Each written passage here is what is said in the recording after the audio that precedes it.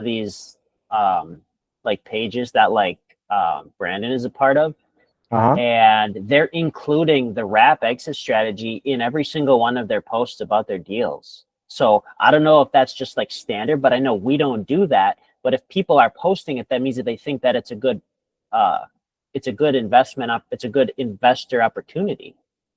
I would be interested to see if those deals that are posted all over the place are actually moving, though.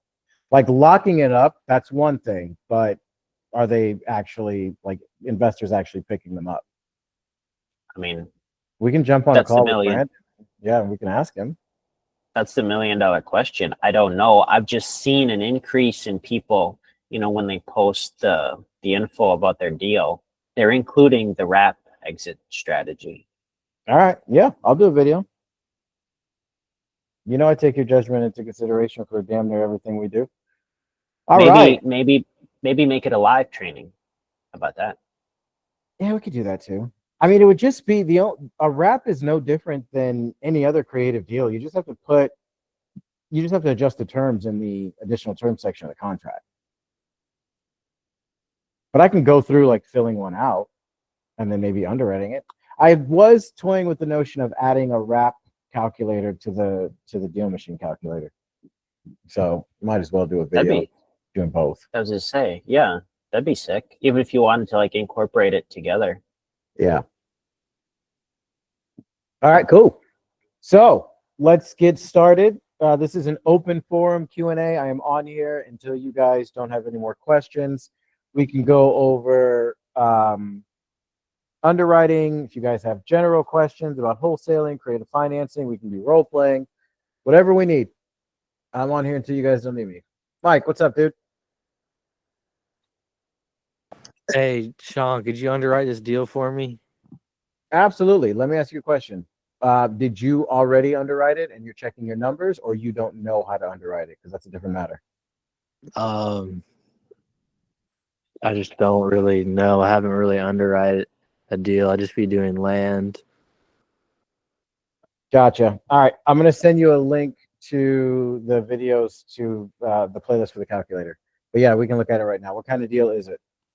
So guy reached out to me. He said the city assessed it for $60K by going off the tax records. And he said he wanted 45. But I'm thinking I'll just offer him 35. Looks like a full gut. He said there was water damage on the property, so they shut off the water and they haven't messed with it since. Gotcha. So is this a cash deal or a creative deal? Cash deal. Okay. What's the ARV?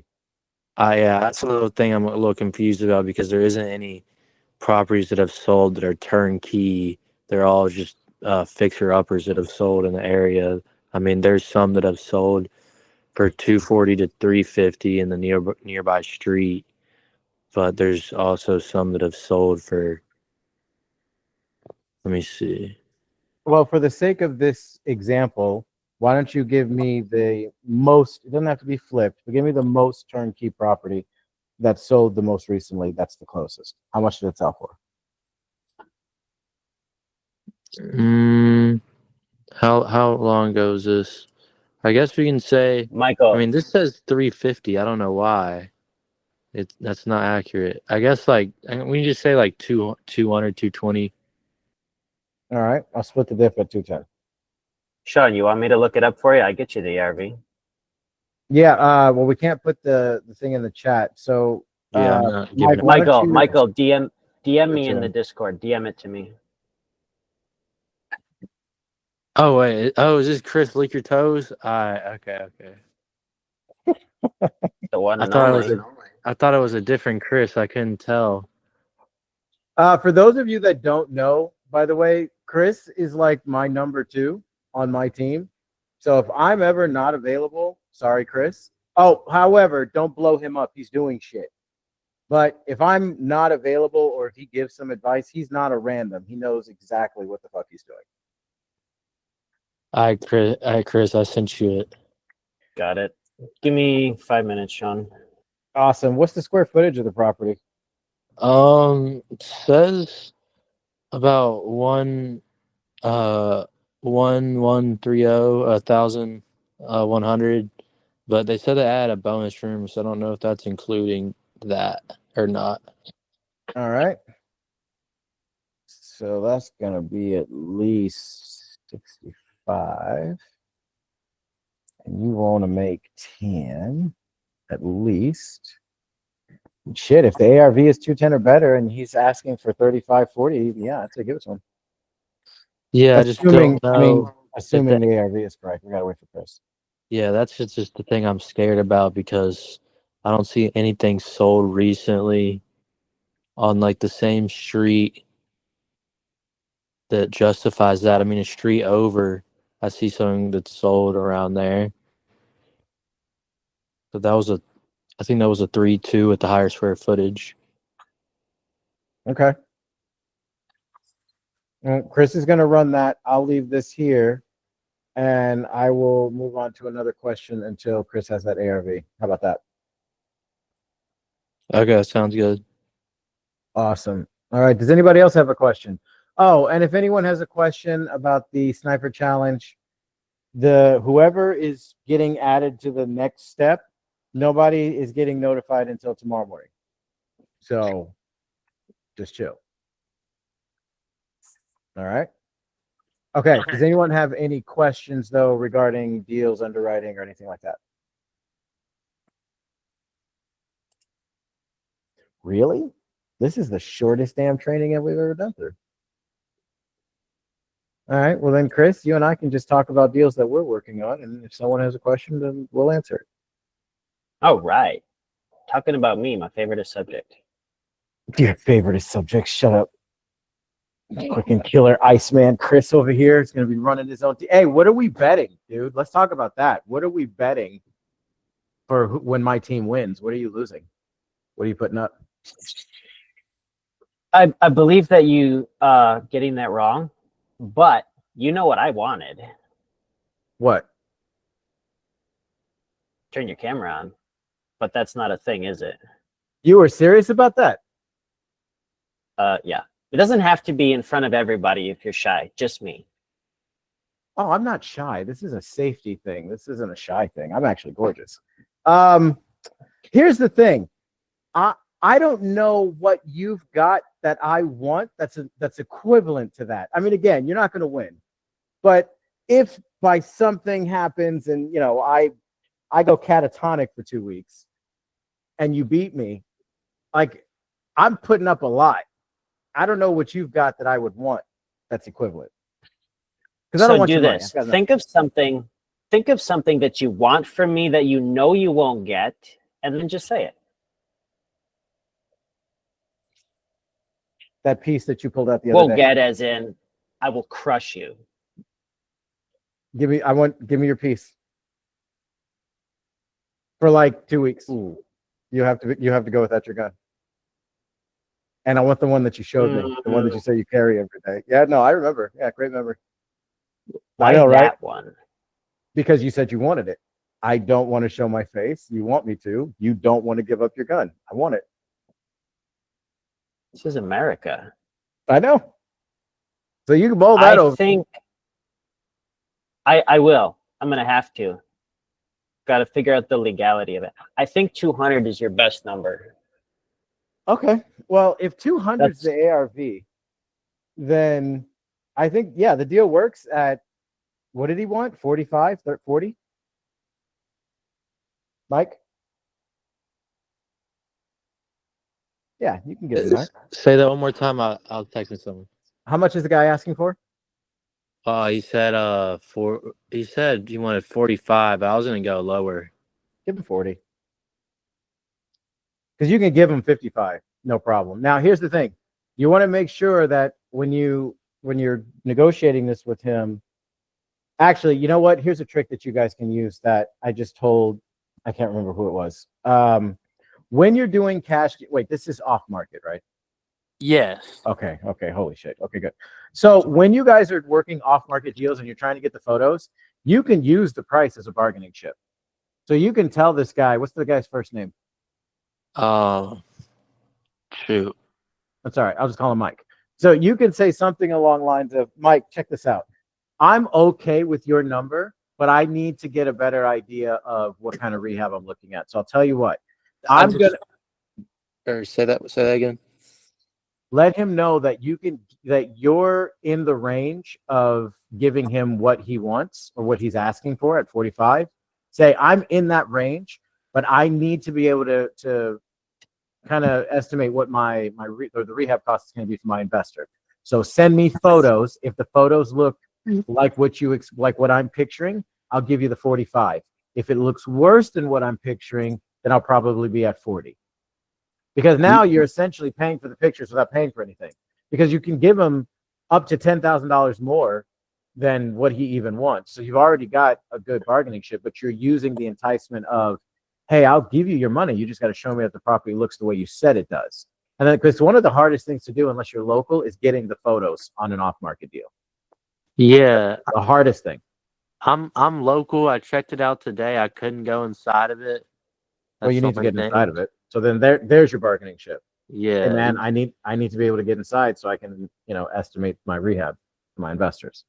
Yeah, I was just thinking heavy rehab, like how much would that be? Like just to price that out. Well, if it's 1,130 square feet at $65 a square foot, I'm at $73,000. At $60 a square foot, I'm at $67,000. And at $55 a square foot, which I think is too low for a house that had that much water damage and then it's sitting there, I'm at $62,000. So I would probably be right around the $63 a square foot range, which is going to run you about $70,000. Okay. And there isn't any, he said there's a new water heater. He said there was a furnace because the house was from the 40s or 50s. Mm-hmm. So he said, so I'm thinking I probably have to put a whole HVAC system in there and put ducts. Well, that's part of the reason why you're doing a psychological pre-closing on him. So you're telling him, hey, I'll give you what you want, but I need to be able to see the inside. That's your bargaining chip. And then, but you're preempting that by telling him, hey, I'll give you, if it looks the way I think it looks, I'll give you what you're asking. I'll give you 45,000. If it looks worse than what it is, then I'll have to adjust my number. I'll probably be at around 35 to 40,000. When can you get me in there? That's it. That's the intro. Because then once you walk the property and you're actually on the inside, you can really estimate what the rehab is going to be. You can determine if you need to add a furnace. If it's the whole furnace, is it just the outside unit? Is it just the condenser? Whatever. So you can do that. And then he's already been kind of anchored to either 35, 40, or what he's asking at 45. Either way, even at $70,000 as far as a rehab, you're still $5,000 over your MAO. Yeah, how much money would I be making if I got it at 40? Because I have a guy, my buyer, he does burgers, so I want to make sure he's able to make money when he does the refi. If you got it at 40, you would make 20. Okay. You have to also figure out the water damage. You mentioned water damage, right? Yeah, I don't think it's like that bad, but I think you need to do fix the plumbing because he said there's water damage. It's not so much the plumbing; it's the mold and the moisture. That's a specialty person if it's got mold and shit in there. That's why I added $50 a square foot. Especially too, because if you have a tiny leak in one corner of the roof, but that water goes inside, that whole wall might need to be redone. So we're talking worse than a gut. We're talking we have to replace borderline that whole wall, pulling the studs out. You got to pull the studs out because they're rotten or moldy. You're talking about opening up the whole side of the house. That is going to be pretty much a deal killer. That's part of the reason. That's part of the reason why you need to walk it. Probably. And you need to get some photos. And if you want, you can send the photos to me or you can send them to Chris, and we'll advise you on what the rehab should be. But so far, if it looks the way you're telling me, I think you're good at 40 to 45.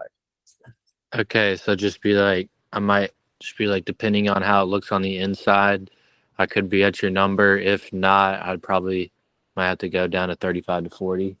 Yeah, and you're just having a conversation with him. You're just telling him what it is. Look, man, I've set aside an image in my head of how much work the property needs, and if it needs that much work or less, I'll give you the 45,000. If it needs more work than I'm imagining, I got to give you less because I have to factor that in. The only way I'm going to be able to know that for sure is to see it. So when can you get me in there to see it?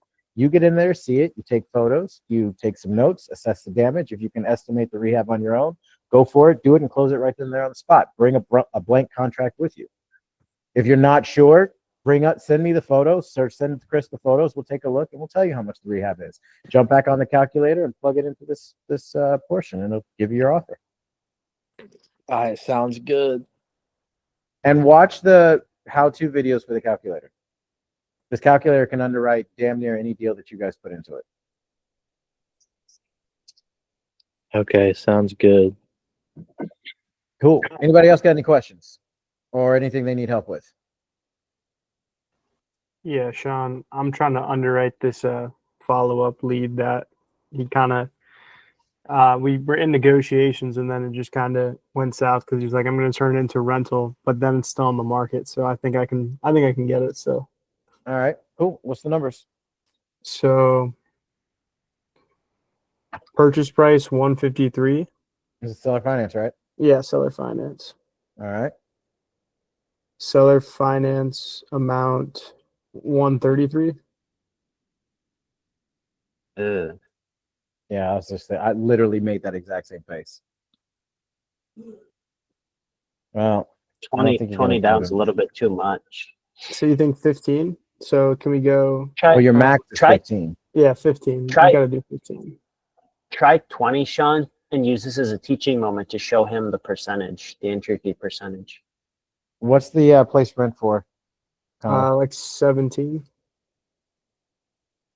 Are we paying any realtor commissions? No, directly to the seller. Nice. All right. And what are the taxes and insurance?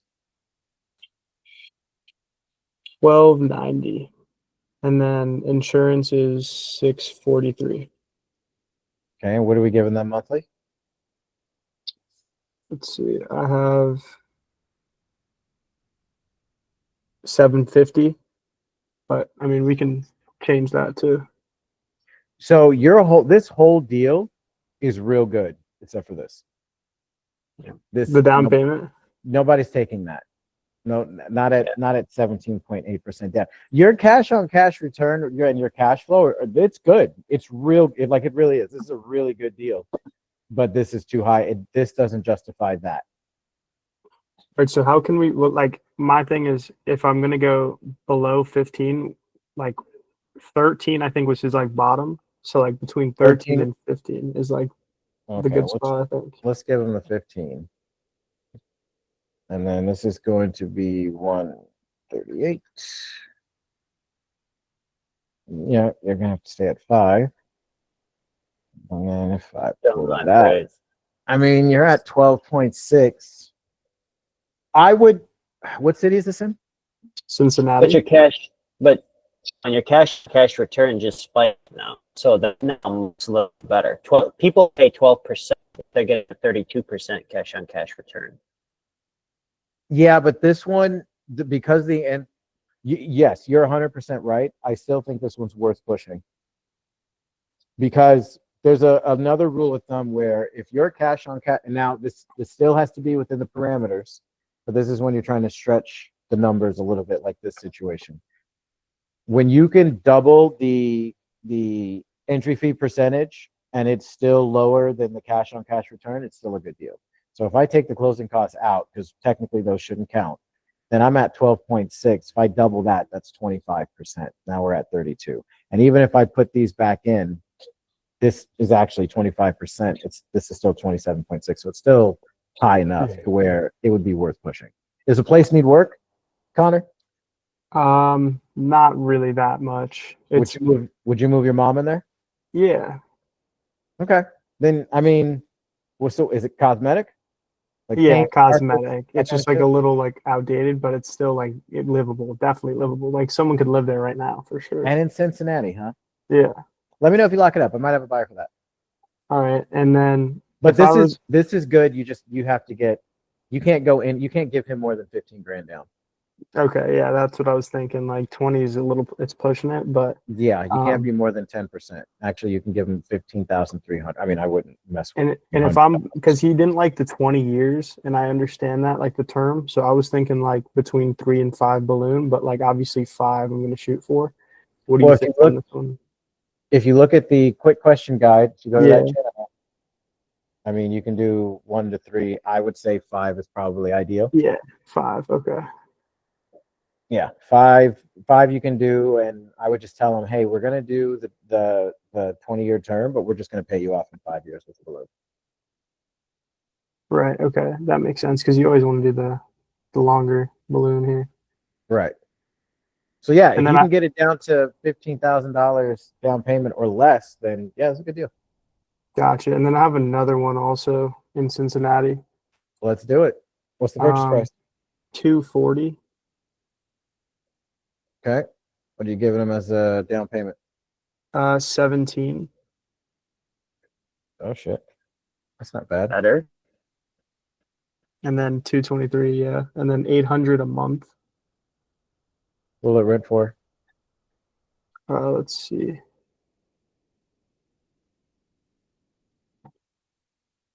Putting in a deal sniper now.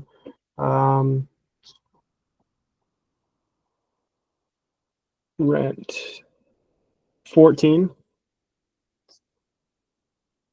And what are we giving them?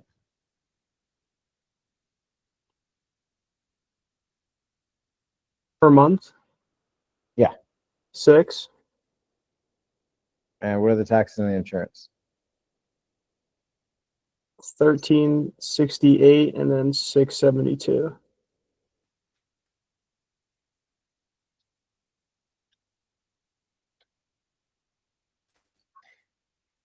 John, go back to inputs. Yeah, I saw. I keep. What did I? Oh, 17. Oh, I actually 17. just realized this. The purchase price is not the correct house. That's my bad. All right. So do what's you the mind purchase- Yeah, I appreciate that. It's 160, Oh, that's and better. then the down payment is not as much as well. It's 13 instead of 17. Okay. Sorry about that. No worries. Everybody's new. How could you do that to him? Rent's still the same. Yeah, rent's still the same. Taxes and insurance are the same. Yep. Okay. Yeah, probably not. Maybe be 7,500. That's better. Yeah, much better. Okay.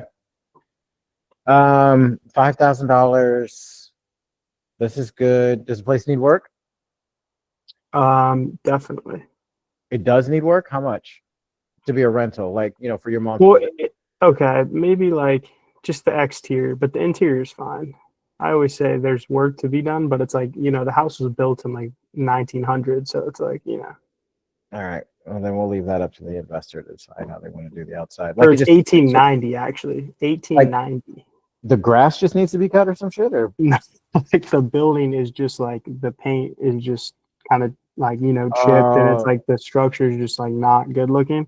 how But it's big is 1890. what's the square footage? 1232. So like Connor, 7, question. $9,000. What's up? Connor, if the outside needs work, why do you want to sell or finance it? Why not make a cash offer first?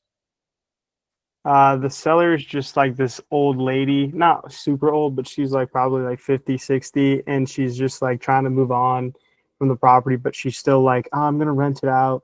So my thing is like she doesn't want to be lowballed for her like property, and she doesn't even live in Cincinnati actually, which is the funny thing. And she's just like, I'm gonna rent it out, but I see it's still on the market after like 30 days after I negotiated earlier, like a month ago. If you could get this thing with no balloon, it might work as it would definitely work. I don't want to say might. It would work as a creative deal.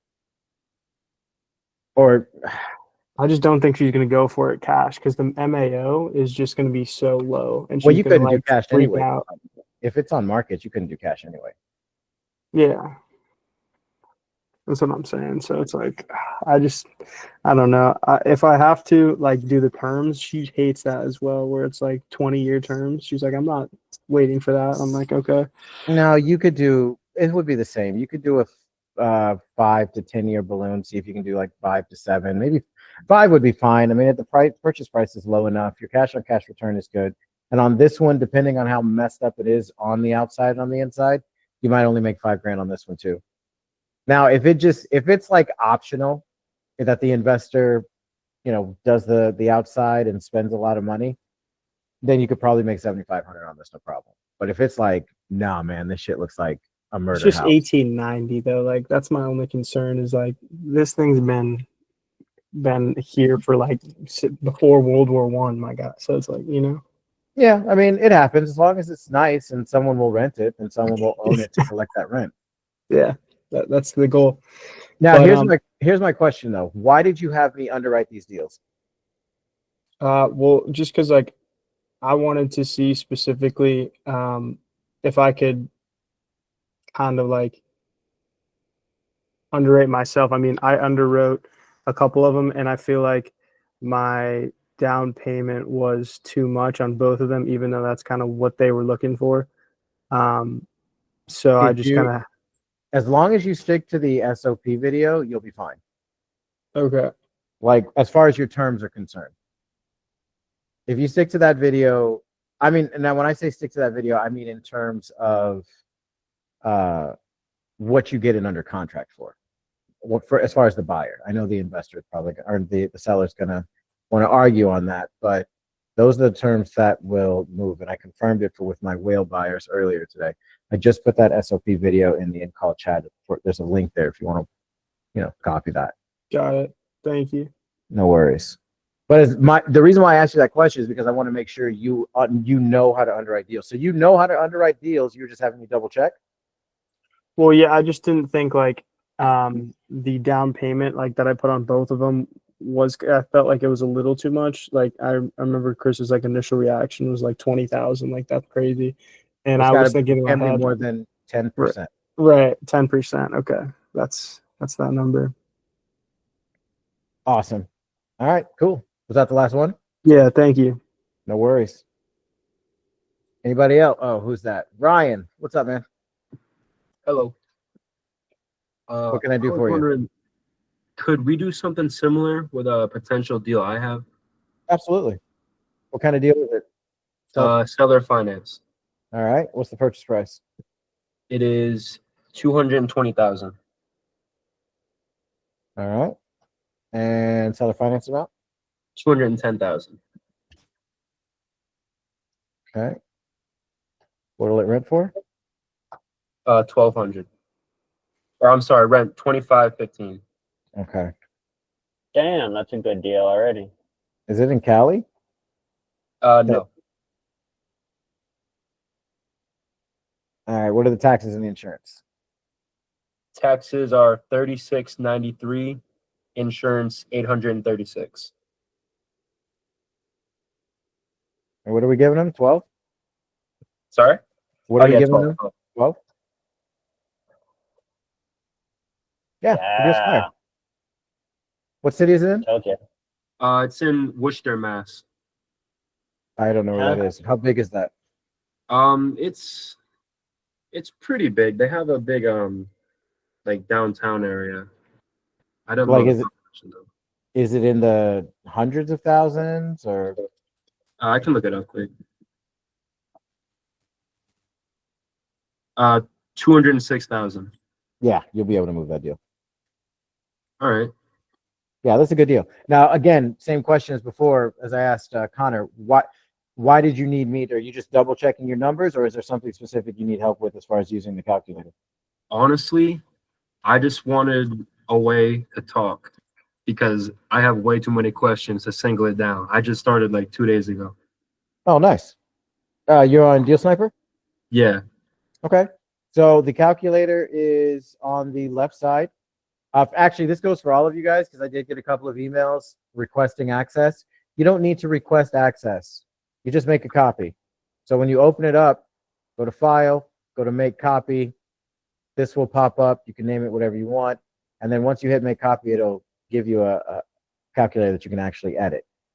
The reason why I don't just let it share with you guys, because if I share this with Chris, then we'd be using the same one. I'd be changing this number. He'd be changing this number. It would just be a disaster. Plus, if you guys screw up your calculator, you can always just delete it and download a fresh copy. So yeah, just make a copy. For those of you who are new, memorize the cheat sheet channel, especially if you're planning on getting on the phone with real estate agents, even sellers, but mostly real estate agents. That cheat sheet channel is how you can answer and navigate anything that they will tell you. Any question, any rebuttal, anything. And then go to the YouTube channel and watch the Deal Sniper 101 playlist. You only need to watch the first video to learn how to use Deal Sniper step by step. All the rest of it will be different scenarios, underwriting, and just creative financing content. So, you got any other questions, Ryan? You said you had a bunch. Fire away. No, that's what I mean. Like, it's too many to even think about one. All right. Something that's been on my mind is, like, say I get a seller under contract. Like, I'm worried I won't be able to find a buyer, and then I'll have to be liable for, like, the down payment and all the stuff that I don't want to be liable for.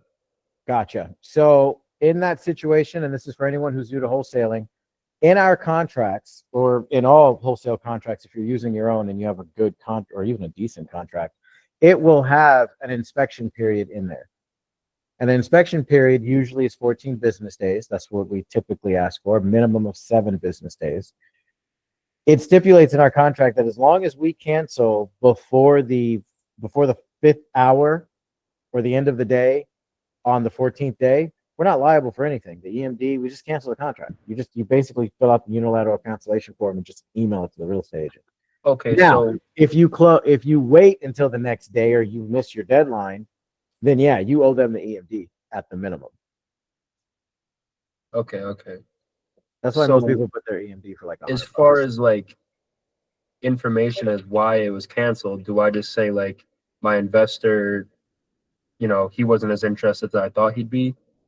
Or do they need I wouldn't do it that way. I mean, you're on the right idea, and everyone can do it their own way. For me, I like to bring bad news with feedback and clarity. So if the real estate agent, the seller, everyone involved should know and will know that I'm a wholesaler every single time. That's just the way I operate. I don't do any like lying or creative language bullshit. No, I'm a wholesaler. I'm gonna get your house sold. So now that they know that, I can blame pretty much everything on the buyers. So the buyers, they want a lower down payment. They want this, they want that. So I always like to go to the real estate agent. I shoot them an email and make sure I send the unilateral cancellation. In that email with that PDF, I let them know, hey, I'm going to give you a call in a couple of hours to go over it and give you the feedback that I got. And then I bring them the feedback as to why the deal did not close. Sometimes it's something simple. Hey, we had a bunch of investors that were interested, but the balloon was just too short. If we could do 10 years, then we could probably do it. If we can do 5 years with a 10-year appraisal clause, we could probably do it, but they didn't want it. And then a lot of times the real estate agent will say, okay, let me go talk to my seller and see if I can renegotiate. And then you just sign a new contract once you guys come back to the terms that your buyer wanted. But I always like to bring bad news with feedback and clarity, because then they're not mad at you. You're just a messenger. But no, I definitely wouldn't say they're not as interested as I thought they were going to be, especially if you're using the cheat sheet to formulate your answer or rebuttal in the first place when getting the deal locked up. That's a lot of boasting. So you don't want to just be like, oh yeah, no, I lied. They weren't interested. Okay, yeah. But yeah, I mean, you have the right idea. I would send the email, make sure you're canceled contractually, you're good. And then I would always call them and say, look, here's what happened. Here's what's going on. I did that earlier today. Someone sent me a deal, a JV deal, and one of our buyers went to go take a look at it and gave us a whole laundry list of stuff that was wrong that the JV didn't even tell us about or didn't know about. I sent that to them, and they sent that to the real estate agent, and we canceled the contract. So yeah, it's just a piece of paper. What's up? I was going to say, if only they were part of the community, they wouldn't have ended up with a crappy deal. True. Yeah, because this did come from the other Discord. But you know what? The guy was trying in creative financing, so I'm not mad at him. Should have onboarded him. He's working off market mainly. He doesn't like talking to realtors. I mean, I get it. Talking to realtors can be a little intimidating if you're new, but once you're not new, it's just fun. It's just a lot of good fun. Rodney Ryan, did that answer that question for you? Yeah, and then just one more real quick one. You said to execute the like the cancellation clause, I just send an email and then like obviously record that. No, in Discord, there on the left side on the forms, there is a unilateral cancellation. You would fill that out, sign it, email it over to the real estate agent as a PDF. That is your like official, hey, I'm not moving forward with this deal. And then in that email, that's when I usually set up the phone call where I call them. And then they don't have to sign that. That's just me signing it. That's just you signing it and sending it. All right, thank you. That's all. No worries. Good luck. Rodney, what's up, man? Hey, can you hear me? Absolutely. What can I do for you? How you doing, man? Nice to meet you. Nice to meet you as well. Man, I got to give you credit. You're a sharp guy, man. And I was listening to one of your videos, and I thought you was a white guy myself. Yeah, everybody does. You are really sharp, man. You know a whole lot. I really appreciate your knowledge. Not a problem. How can I help you? Yeah, I got about 6 questions. Go for it. And the first one is my market versus the 500,000 population. Mm-hmm. I have maybe about 145,000 population in my city. Could I still move some deals? You can. The reason why I tell people to go to a bigger population, 500,000 isn't even, that's Calvin. I say 750 or higher because I want the most that I can possibly get. And by most, I mean buyers. The bigger the market, unless it's a really hot market, the bigger the population, the more of that population will be potential buyers for your deal. The bigger the population, the more longevity investors see in that market, because if they have to do a turnover for properties, they won't have to worry about having a vacancy. That's the reason why. So can you move deals in smaller markets? Yeah, you can. It's just going to be harder. Your buyer pool is going to be smaller. That's all. If you've got a good deal, as long as it's not, in the middle of nowhere, you should be able to move it if the numbers are good. But you're going to have more eyes looking on it the bigger the market. Okay, got you. Number 2, when you start now, do you focus on single family, duplex, or does it matter? A multi family? That's a good question. So you're talking Deal Sniper, right? Yes. So I would be open to everything. I would be open to everything that fits the other SOPs as far as, cash flow, cash on cash return, entry fee percentage, purchase price. I don't care if it's a single family, duplex, quadplex. If it fits those, it's a good deal. Okay. The only thing that you need to be aware of is that Deal Sniper cannot yet, and they're working on it. I know I've been saying that for months, but we keep adding features without fixing this one thing. But Deal Sniper cannot calculate the rent for an entire multi-unit building. So if it's like a duplex, whatever Deal Sniper says the rent is, that's not the real rent. You need to figure out what the actual market rent is and then double it because it's a duplex, triple it if it's a triplex, and so on and so forth. Does that make sense? Yes, sir. Yes. Now, sir. the taxes and the insurance, that's fine. As long as it's one building, you're good. But as far as the rent is concerned, if it's a multi-family, multi-unit, anything bigger than a single family, you got to research the rent and then just apply it to however many units you have for that property. Okay. Number 3, you already answered that. But listen to the videos. Find where you get the deal machine calculator. I know how to go get that. Okay. Awesome.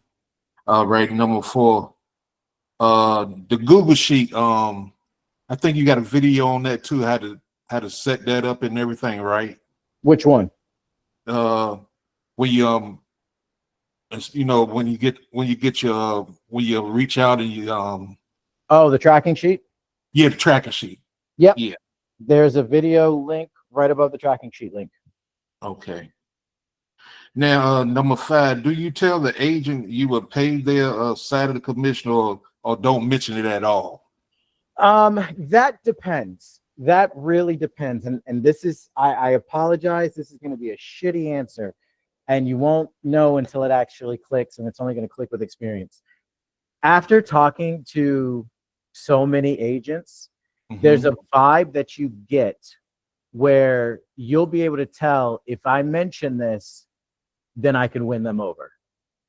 And there's going to be agents where you'll get a vibe, they'll never bring it up, you don't bring it up. And it's so I only talk about it when I have to, or if I'm giving like the verbatim POF answer when they ask for a proof of funds.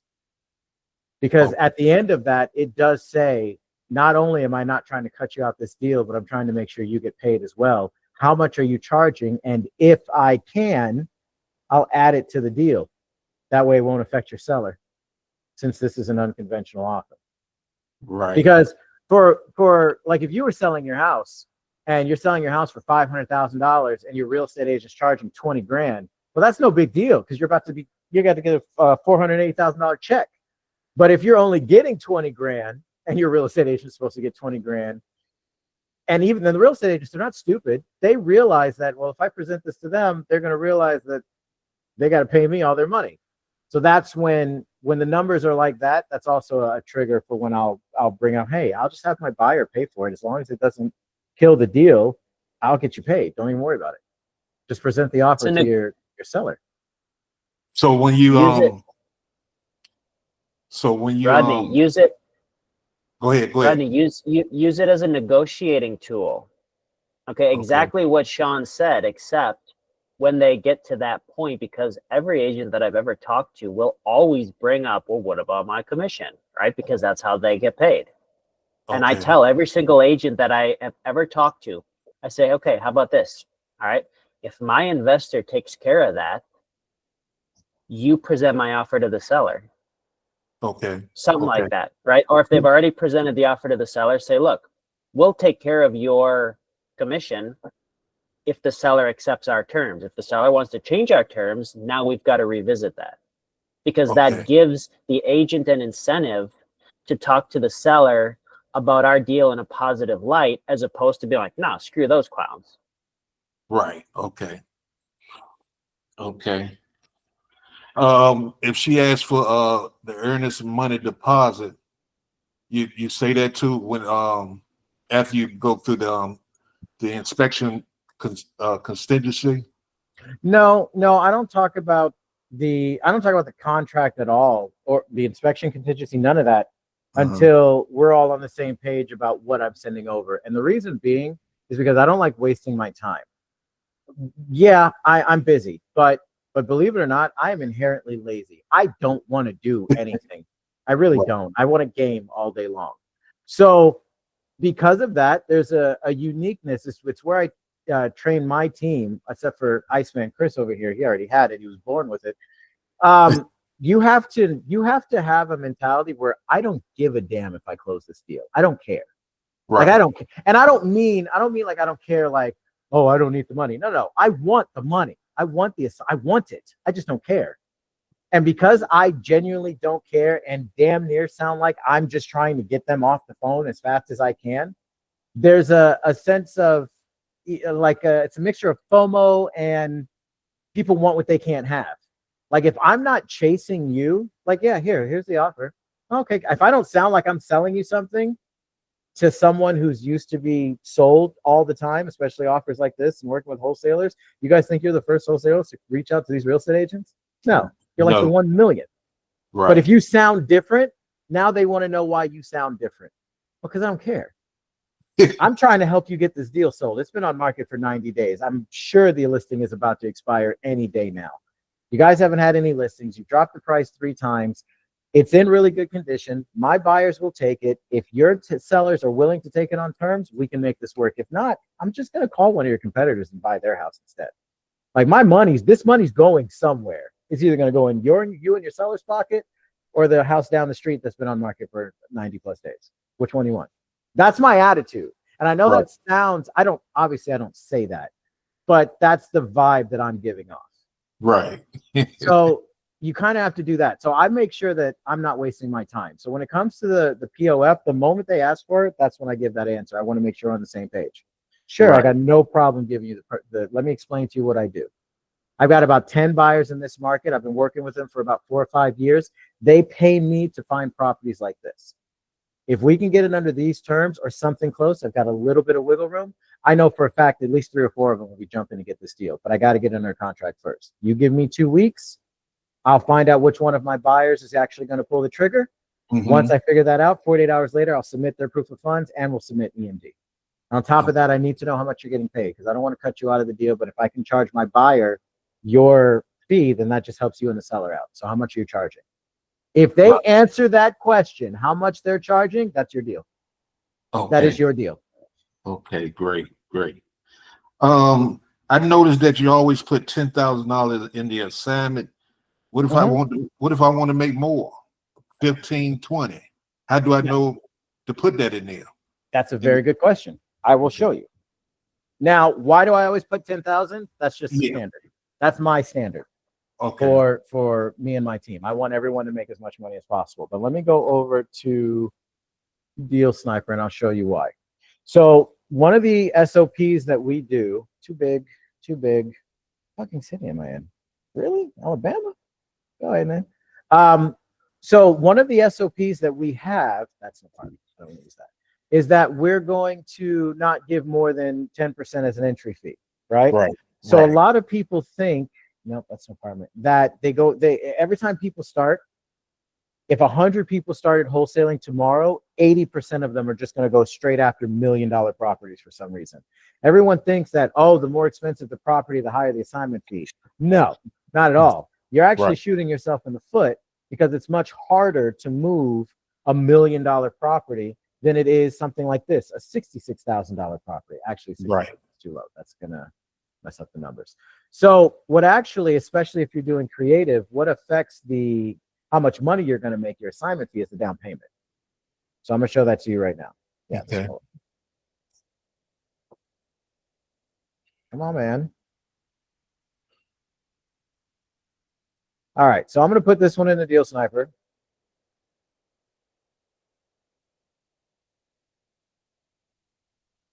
Cool. All right. So let me clean up my numbers real quick. Oops.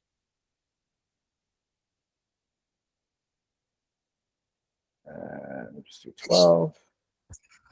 And I listened to all the videos, all 54 of them, 101.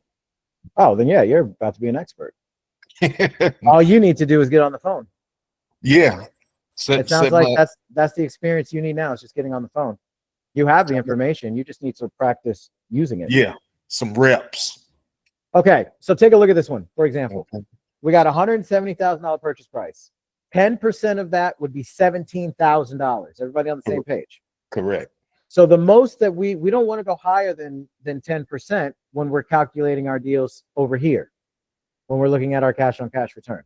I'm sorry, not our cash on cash return. We're looking at our entry fee percentage. We don't want to go higher than 10% when you're taking away the closing costs. So this would be at 8.7. It's a great deal. Fantastic. So if you notice, we're giving them $12,000. So of the 17,000 that we could give them, we're giving them 12. What's left over is 5. That's our estimated assignment fee. Because if I add this together and this together, that equals 17,000. That's a no-brainer for an investor. If you tell an investor, I got to create a financing deal, the rest of these terms, this stuff over here is all good, but it's 10% entry fee. It's $170,000 purchase price. You got to pay 17,000. They don't give a damn that 5,000 that's going to you.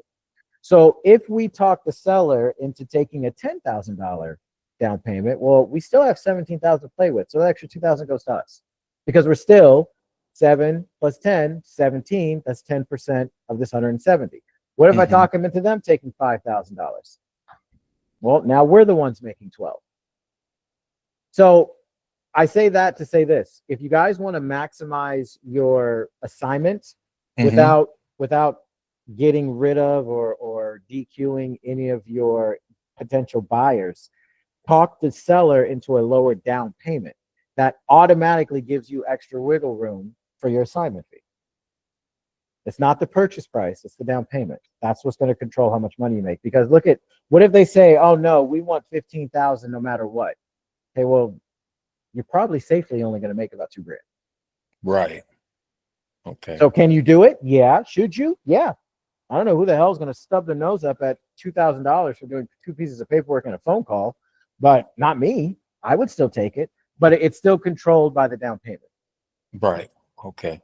Does that make sense? Yes, sir. Cool. Any other questions? Can I join your team? Did you send an email or a DM to me? I think you said send it tomorrow at 11:30. Send your Oh, DM. so you applied for the, oh, that's right. You weren't on here when I first started. Yeah, everybody who is getting bumped to the next phase of the challenge will get a message tomorrow morning, midday, something like that. I put my application in yesterday. Yeah, I know, but we're still, the applications don't close until midnight. I'll make the decision. Me and Chris will be making decisions tonight at midnight, and then the notifications will go out tomorrow morning. Okay. All right. Do you still want me to DM you tomorrow? No, I've already got your application. You're good. Okay. Okay, great. Oh, no more questions. Just start working it. There you go. Yeah, it sounds like, I mean, if you actually went through all the videos and you retain that information, and based off the questions that you asked, which were great questions, it sounds like you probably did. The only other thing that I would probably recommend is going through the Deal Sniper Quickies playlist. Okay. And the cheat sheet. Well, the cheat sheet's on Discord. I'm actually going to give you guys the playlist for the quickies. It's a bunch of shorts that I made that answer specific questions. Each one is, I don't know, maybe a minute and a half, 2 minutes long, but it's actually good questions that just didn't warrant an entire video. Okay. So I will put that in the chat in a second. Okay. Thank you, Sean. No problem. Let's see. Ryan, what's up, man? You got another question? Yeah, could you just explain a closing cost and how you come up with those numbers? On the calculator? Yeah. You mean right here? Yeah, or like what an example of that would be. This, you mean what makes up the closing costs? Yeah, that's title, escrow fees, title fees, transfer fees, prorated taxes, stuff like that. If there's no realtor involved, it's usually only about 2, maybe 2.5% of the deal. So it's just title and escrow shit. Okay, so how do you come up with the number for like a specific deal? It's based off the purchase price. It's 2% of the purchase price. Oh, I see. Okay. Thank Or you. I'm sorry, 0.2% of the purchase price.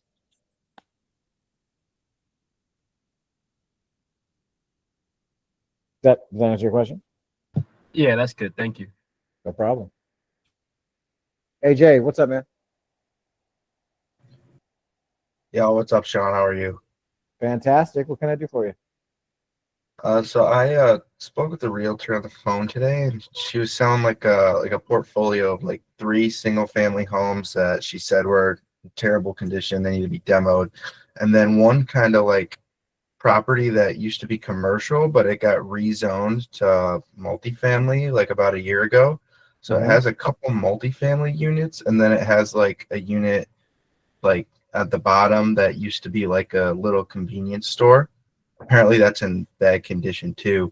But I guess my question was, how can I run like rental comps for like commercial like units, like old like convenience stores or something like that? Okay, so you're gonna have to do this a couple of ways. So you got 3 deals, 3 properties where the properties themselves need to be demoed. Yeah, according to the realtor, she said they're in terrible condition. So Okay, so for those you're offering, is this a cash or creative deal? it originally was cash until she shared that information, and it was just like a phone call today just to see what's up with the properties, but I haven't gotten that far into it yet. Got it. Okay, so the properties that need to be demoed, you're probably only going to be able to offer maybe 8,000 less than what they're worth, what the land is worth. So if the land's worth 20, you're going to offer 12. How can I underwrite land? I haven't done that. That's a good question. So land is very hard to underwrite, which is why I don't do it either. But ideally, unless you're selling it to a developer, you're going to be selling it to a land flipper. A land flipper is someone who's going to buy a chunk of land that's been sitting on the market for a long time. If it's listed for 10, they're going to try and buy it for 3, 4, or 5. They're going to hold it for 6 months to a year, and then they're going to sell it for like 8 or 9, maybe 10. And that's it. That's what they do. That's all they do. So someone who's going to be unless you're selling it to a developer, that's probably going to be your exit strategy for those. So you're going to have to get them at a really, really good price. And the reason why I said $8,000 to $10,000 less than what it's actually worth, not including your assignment fee, don't forget that, is because if those properties need to be demoed, that's an expense of the buyer. So that needs to be factored in just like Rehab would on a regular property. Now, as far as the unit on top of the, what'd you say it was, a convenience store? Yeah, it was like 2 or 3 multifamily units, and then like on top of like a little convenience store. Yeah. So just to clarify, it's 3 separate buildings that each have 1 apartment on top, or it's 1 building that has 3 apartments on top? 1 building. It originally was 1 commercial building, and the realtor said there was like a few add-ons over the years that kept like extending it outwards. So like on the left, it's like a commercial unit, and then on the right, it's like 2 floors of multifamily, which I believe in the pictures it has 4 doors.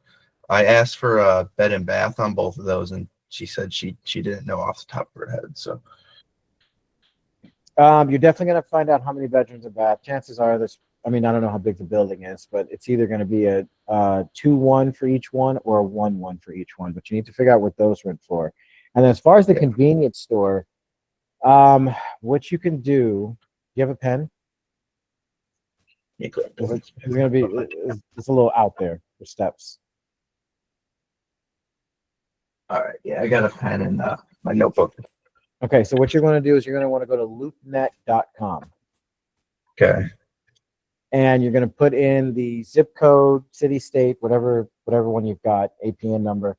And you're going to run comps the same way you would on Zillow and Red. It's just a Zillow or Redfin for commercial properties. So what you're going to do is you're going to look at all the ones that are listed. You're going to look for the ones that are also convenience stores. And you're going to see what they're selling for. And then you're going to take that and you're going to divide that by the square footage of the building. And that'll give you an approximate price per square foot for a convenience store if someone were to lease it out. And then I would probably shave off like, I don't know, 10, 15% off of that just to give yourself some wiggle room. And then take that price per square foot and multiply it by the square footage of your convenience store. Just that portion, the convenience store portion, because it's not going to be the whole building because half of it is residential. And that'll give you a just about close enough price of what it's worth, not including rehab or anything like that. So then you have that, and then you just run it like anything else. You subtract the rehab from what it's worth, you subtract how much you want to make, and that'll give you your MAO. Got it. So just to make sure I understood you, right? So we're going to look at like the rental comps there, and then we're going to divide it by the square footage to get like the rental cost per square foot, and then we're going to multiply it. It's for a commercial, it's your lease cost, because whoever owns, so let's say you own the building and it's a convenience store, and I want to lease it from you so I can put my Sean's convenience store in there. So you're trying to figure out what can the investor lease this for per square foot as a convenience store. Okay, gotcha. Thanks, Sean. Oh, okay, cool. Yeah, very much so. Very much so. Thank you. No problem. Anybody else have any questions or need help with anything? Like I said, I'm on here until you guys don't have any more questions.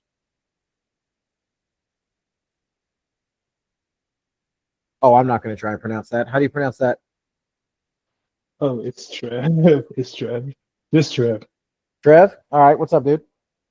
I sent offer if one, and like I'm trying to find, how do you find cash buyers? Like I'm really trying to find them, and I don't know where to look for them. Started to look at Facebook, but I don't know where to look for. Like, do I look for cash buyers with like a certain criteria for creative finance like deals, or is there like a process? There's a couple of different ways that you can do it. One of the ones that has been most successful, now it does take a little bit longer, but nothing worth having is easy to get. So what you could do is wherever your market is going to be, start contacting real estate agents that have sold properties like the ones that you're trying to target, whatever your niche is. So if you're going after single family, cash flowing property, whatever, creative, cash, doesn't matter. And you're going to find real estate agents that have sold a lot of these. And then you're just going to ask to partner with them. And you're going to build a relationship with them. And you're going to let them know, hey, I'm going to be operating in this market. You seem like you're moving a lot of properties. Good for you. If you've got buyers, I'm going to be getting cash deals at deep discounts. And then you shut up. And they're either going to respond, yes, I do have buyers. That's awesome. Or they're going to respond, okay, whatever, don't call me anymore. If they respond with anything other than, okay, don't call me anymore, then that's a good indication that they do have buyers, especially if they just say that they do. Then you're going to ask, what are your buyers buying? What are they looking for? What purchase price? What rehab amount? What do they want? And once they give you that, the real estate agent gives you that information, then that's when you let them know, look, I'm not trying to step on anyone's toes. I'm going to push all these deals through you. So I'm going to let you know what I'm selling it for. You can either have a piece of what I'm getting if you can't throw your fee on top, or you throw your fee on top, sky's the limit. If I'm going to make $5,000, $10,000 and you sell it to one of your investors for a $50,000 commission, hey, good for you. With my compliments, enjoy, because I'm going to keep sending them to you. Because after a while, you build that relationship where they're getting paid, and then they just introduce you to the buyers directly. Now, you still cut them in. I run my business like the mafia, because that's what I know. So anytime someone has ever hooked me up with a buyer or something, every time I use that resource, I kick up. I kick a little bit, an envelope, so to speak, to the person who helped me get that connection. Because in this business, it's not what you know, it's who you know. So I did it 3 days ago.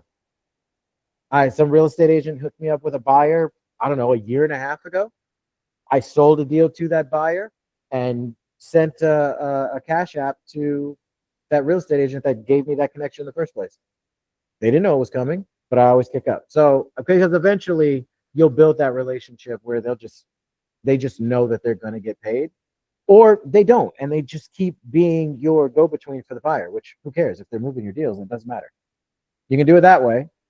And again, that takes time because you have to not only find a real estate agent that has buyers, but a real estate agent that likes wholesalers that has buyers. But if you can build that relationship, I've always said, you want to be dangerous in this business, you get a good wholesaler and a good real estate agent together, take over a market in like a month. So would it be smart to find a buyer first, then getting a deal on the contract? That is called reverse wholesaling. And it's exactly what it sounds like. That means that you got a bunch of buyers, you ask them, hey, what do you want and where do you want it? And then you go hunt for those specific deals. You can do that too. Oh, okay. Because I'm going for single family because I don't know, it feels easier to me. But it's just finding a buyer seems a little bit intimidating because it's a lot of work, which I don't mind. But it's just kind of confusing at the same time. I can tell you this, when you have a good deal and you post it in a group to sell it, if the deal is good, you will meet all kinds of buyers. Because everybody's going to want to buy the good deal, so they're going to reach out to you. But the key is you have to be able to lock up and present a good deal. It's like one of those blue lights that bugs go to, except for nobody gets zapped at the end. Oh, okay. But what if how would you know it's a real buyer and not a wholesaler just trying to pick your deal or something like that? There's a couple of things that you can ask. You can one of my go-to is out of the blue. I always chat I want to talk. Hey, let's talk about this deal, yada, yada, yada. And after you do it for a while, you just start to feel it. But there's a couple of questions that you can throw in there to see how they respond. Like, hey, how many deals have you bought this year? If you're an actual buyer, that you should be able to say that, like you can say your birthday.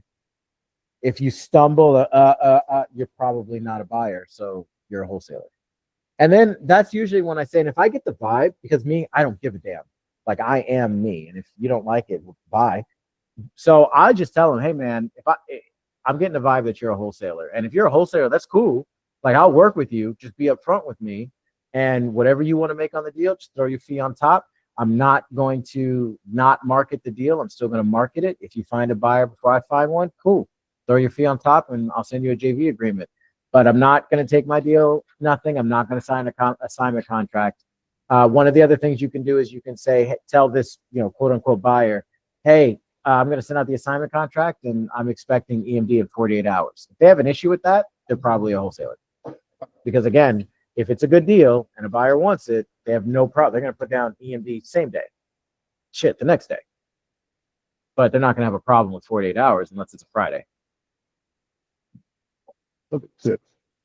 So there's just a couple of things like that you can to kind of suss out a wholesaler. But again, like I said, if you got a good deal, you'll have people, you can now as the wholesaler with someone under contract, you can absolutely ask for a proof of funds. And everyone on here has seen a fake proof of funds before. If they send you a fake proof of funds, or what is the one that I got a couple weeks ago? I'm partnered up with Pace Morby. Like, get the fuck out of here. Like, you're not a buyer. But if you JV with someone, will it build a better connection and like support system? Because that'll give you more like connections to other buyers. Or is that like? No, it's like what I've said before. It's not what you know, it's who you know. Oh, okay. Part of the reason why I'm good at a lot of this stuff, or perceived to be good at all this stuff, is because I've got a network of people where if I don't have the answer, I've got someone in my phone who does, and I just call them. So yeah, it's always worth building a network. You just got to make sure that you're identifying these people for what they actually are, not what they're showing you or pretending they're trying to be. And that goes back to finding out if you're a buyer or a wholesaler. Is there like a process where you get on the phone with realtors? Because sometimes I don't know if they're like actually being serious, or they're like actually want this deal, or they're just playing with me to just waste time. Well, I don't understand. Like, give me an example. What do you mean? Like, if I sent over an offer and they were like, "Oh, we're ready to move this deal," and then a couple days later they just ghost me, or like if I'm talking to them and their tone just sounds like, "Oh." Like, it just sounds like they're bullshitting, That's going to happen. There's nothing you can do about that. That comes with the territory. Oh, okay. Yeah, all you can do is move on to the next, and let them know, hey, fair enough, no big deal. Offer's good for 30 days if your seller changes their mind. Is there anyone else that you have that's having a hard time moving their property?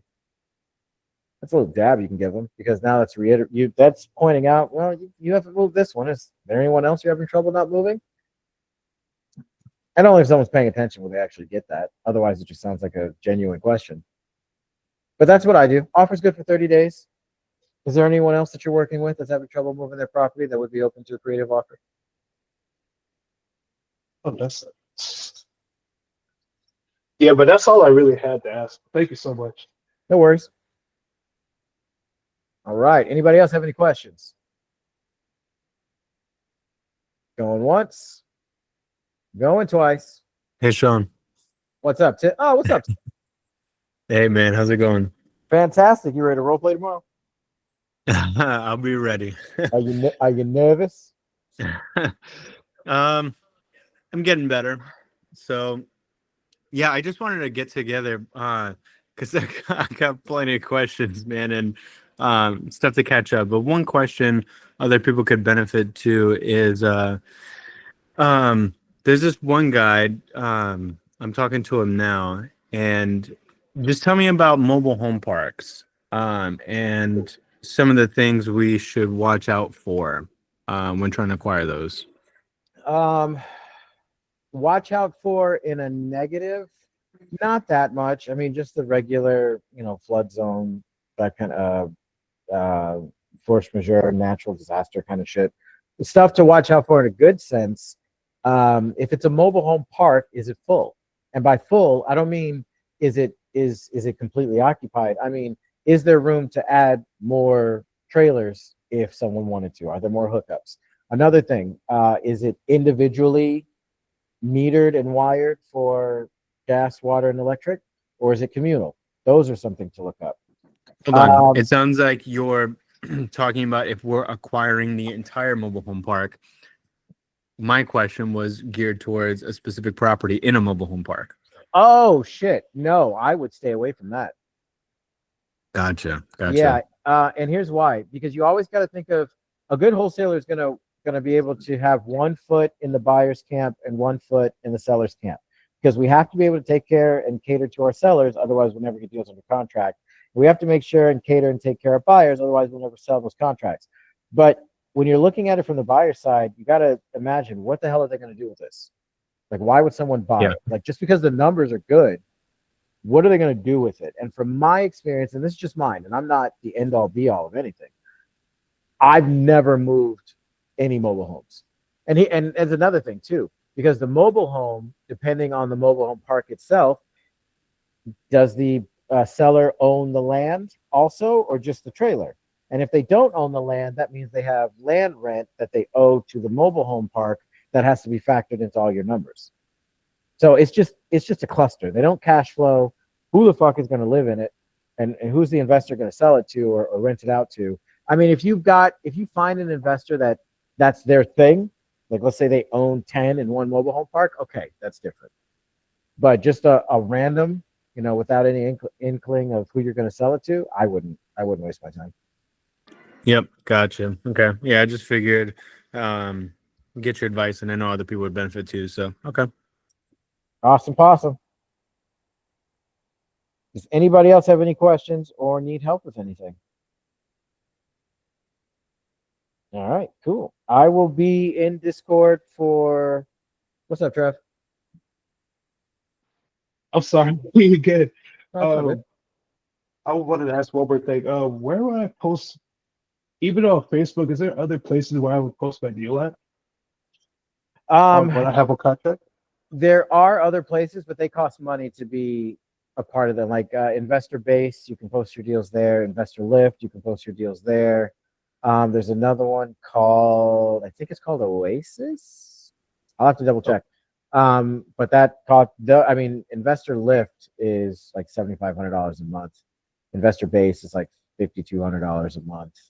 I think Oasis is like $4,500, something like that a month. So most people just use Facebook and Facebook groups. Are you posting in groups or in Marketplace? I haven't posted yet because I'm still talking with. I don't know if they're actually really serious about it. I'm just waiting for them. They sound like they were interested, but I'm really thinking about posting on the Facebook groups because I heard that's really good for starters. Wholesaling that's starting actually. Yeah, Facebook groups are good. You just want to go to Facebook, go to groups, and in the search bar, you just type in whatever city the deal is in and investor.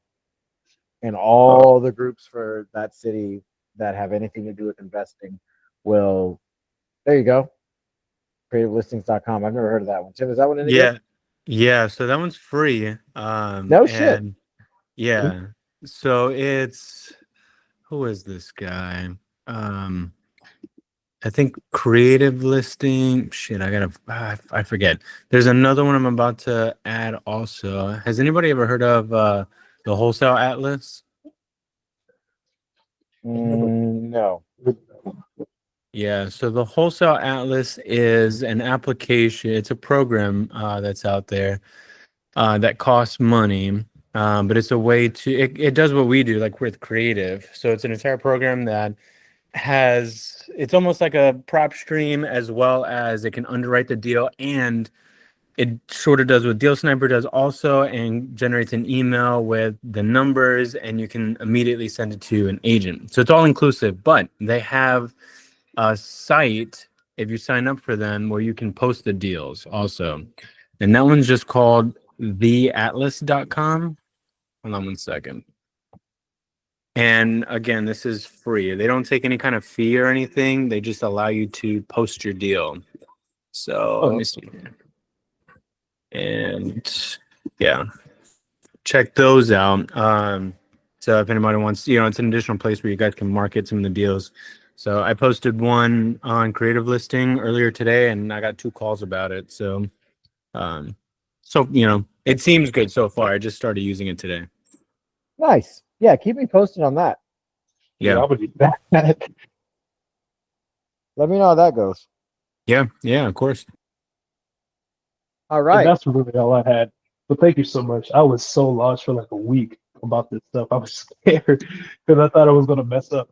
But scared of what? What are you scared of? Oh, I was scared I was gonna like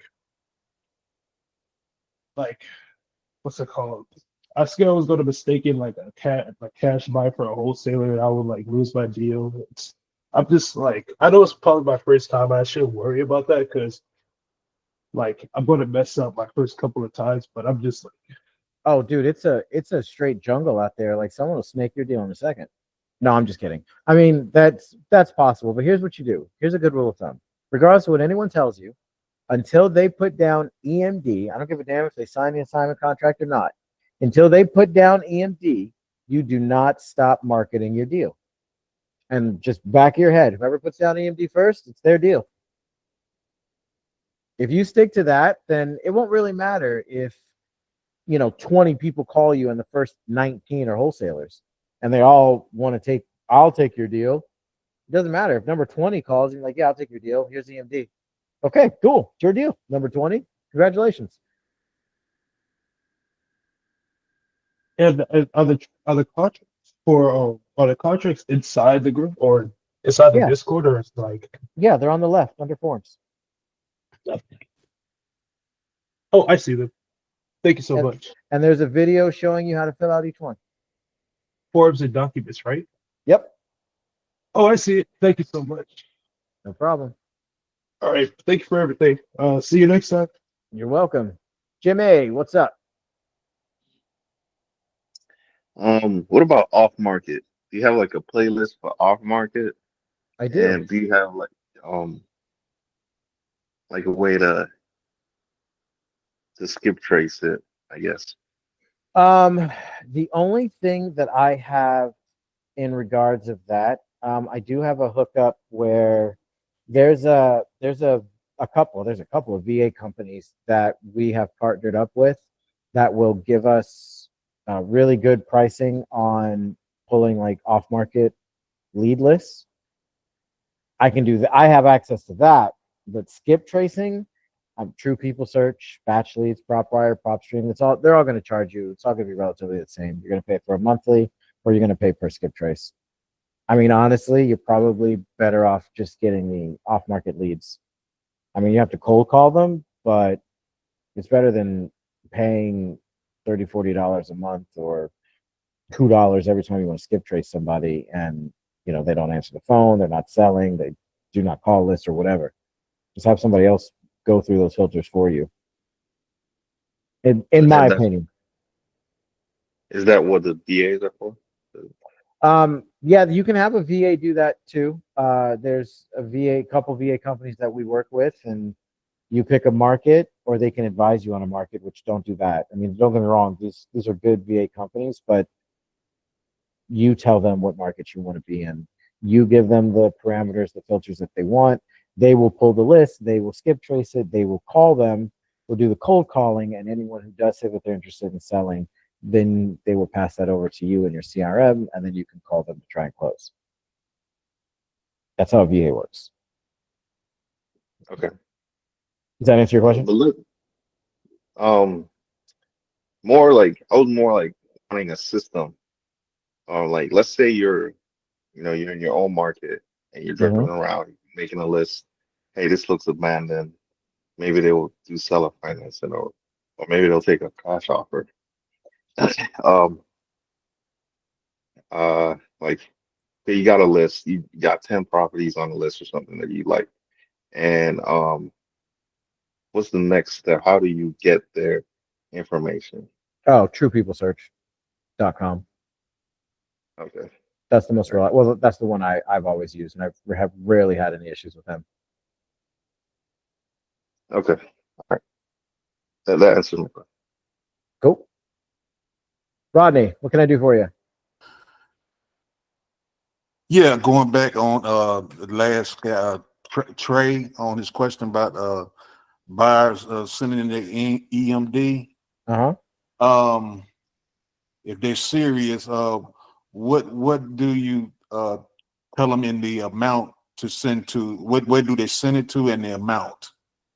Gotcha. If they're serious.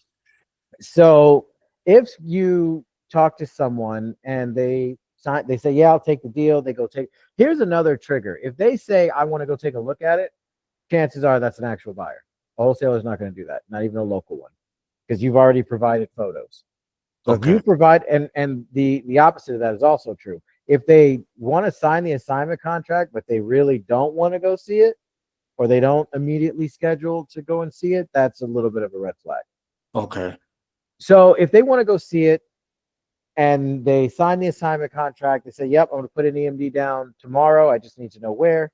Then the very next day, if you're not using a transaction coordinator, then you would call whatever title and escrow company you want to use.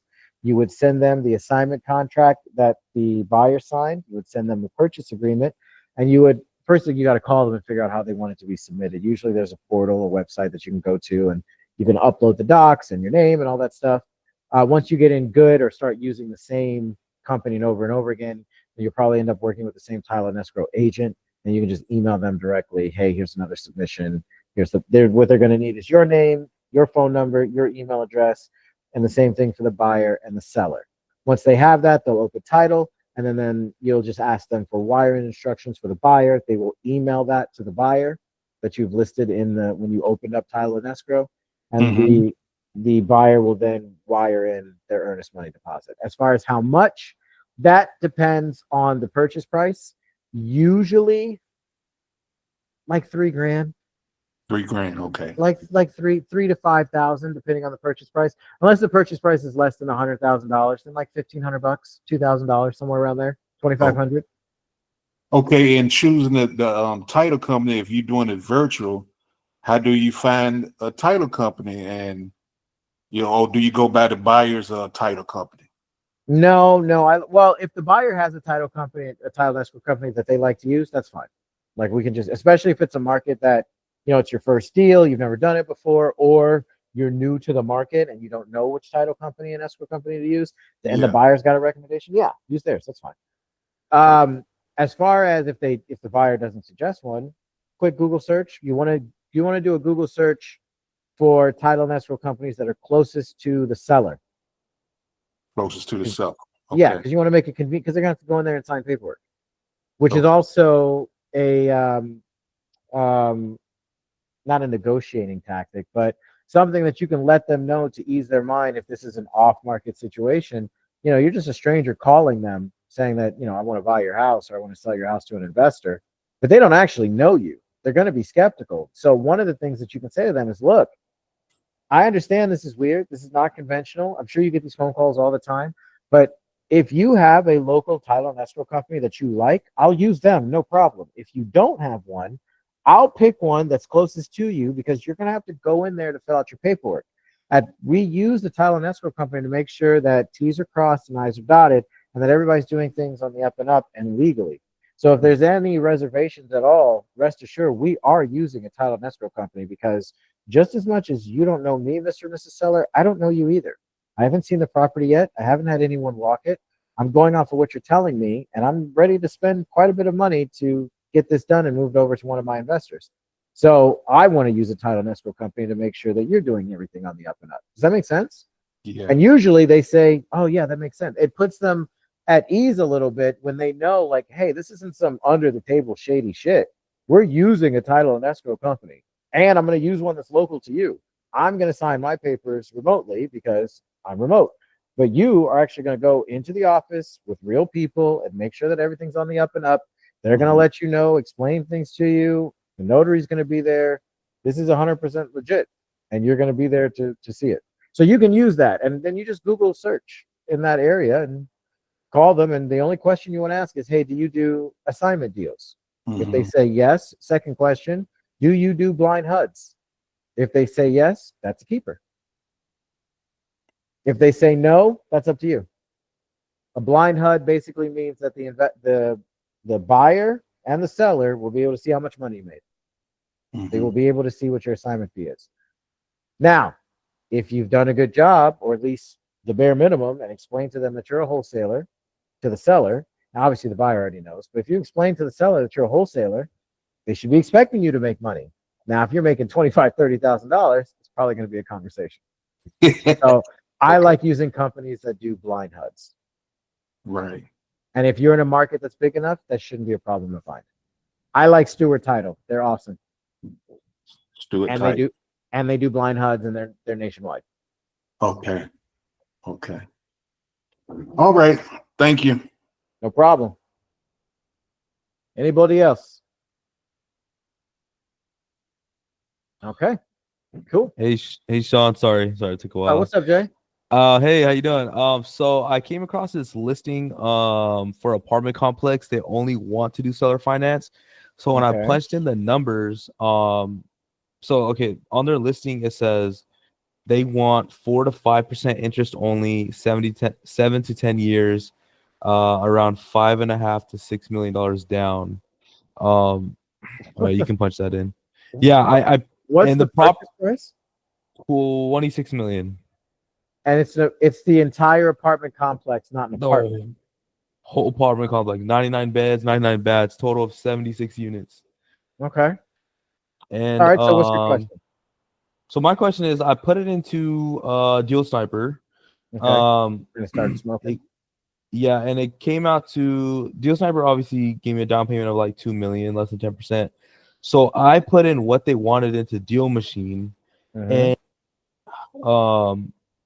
my question is, doing this at 4, what is it? So my question is, in inputs where it says interest rate and in seller finance it says interest rate, where would I put that 4 to 5%? Oh, I see what you're asking. Right here. Yeah. So you put it right there, not at the. Because if you see here, okay, we'll use this one for example. So we're seller financing $210,000 at 0%. So the payment should be $583.33 if it's amortized over 30 years. If I put 5% here, now the payment is $11.23 or $11.27.33. This is what we would have to pay over 30 years to get that amount at 5%. So this one does nothing. This is just for you to, keep track of what you're doing. Oh, okay. So if I give you the numbers right now and you kind of put it right there, would you be able to tell me if it's a good deal or not? I mean, I've seen a cash on cash return or whatever, but yeah, I mean, if you've got all the information, we can. So purchase price, I did through Deal Sniper. So purchase price, I got $28,600,000. Okay, so I'm just gonna do 28 million. Okay, and then seller finance amount, I got. It was like, well, they want $5.5 million down, so I would just do, I guess, $5.5 million minus that, 28 million. Okay. Oops. One more zero, guys. Okay. So $5 million, okay. And then I'll say 4% interest. Down payment would, right there, I'll say, $5 million.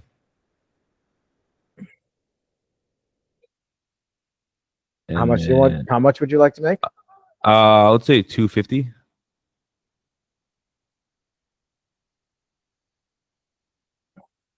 Okay. And then rent, he said they're grossing 2.2 million a year. So that comes out to like 183 a month. Is there a realtor?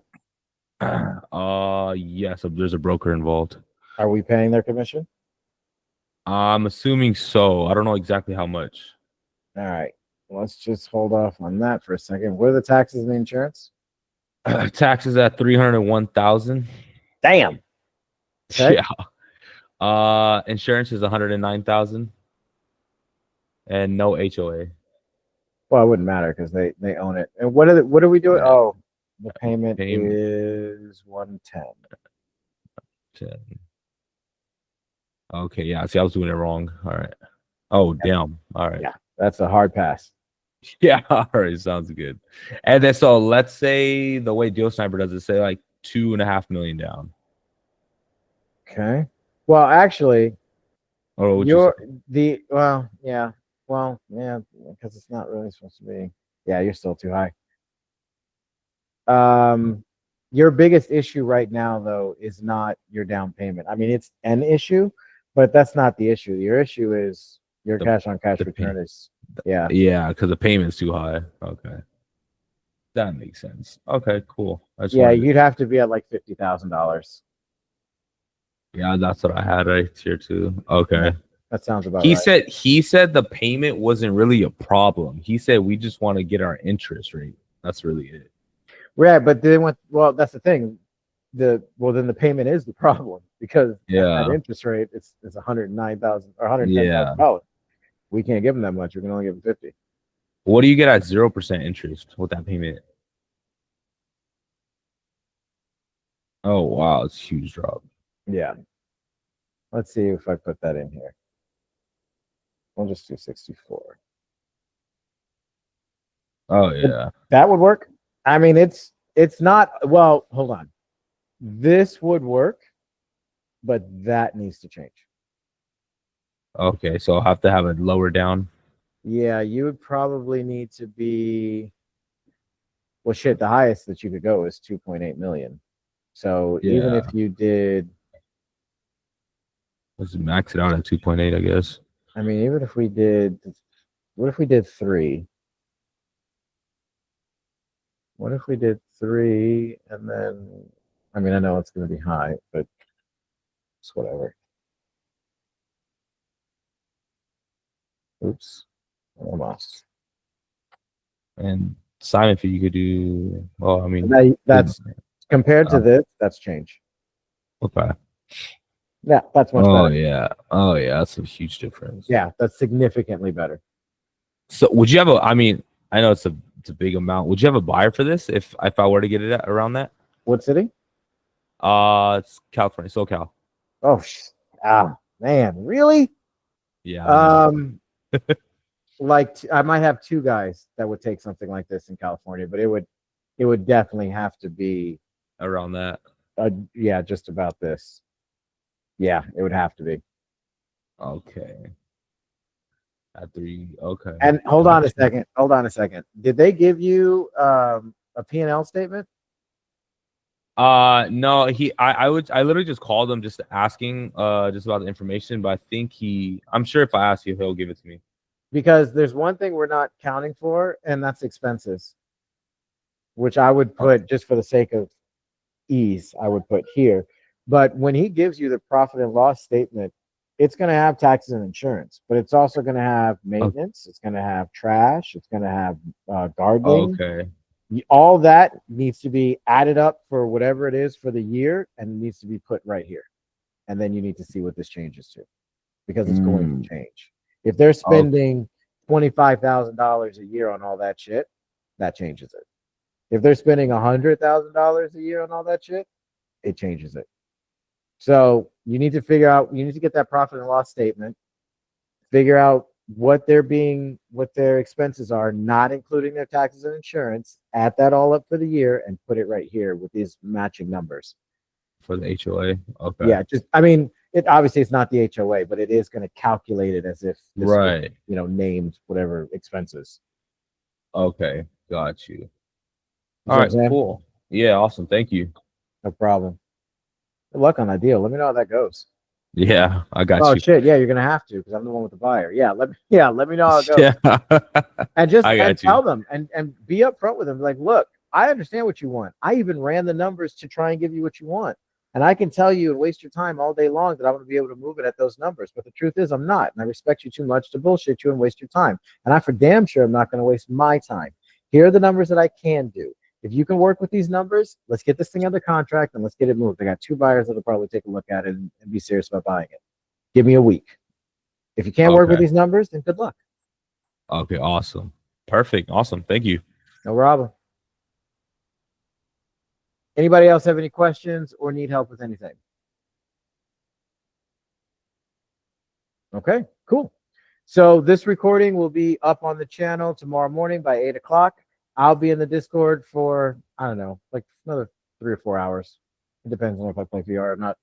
Other than that, you guys have a great night, and I will talk to you later. See you.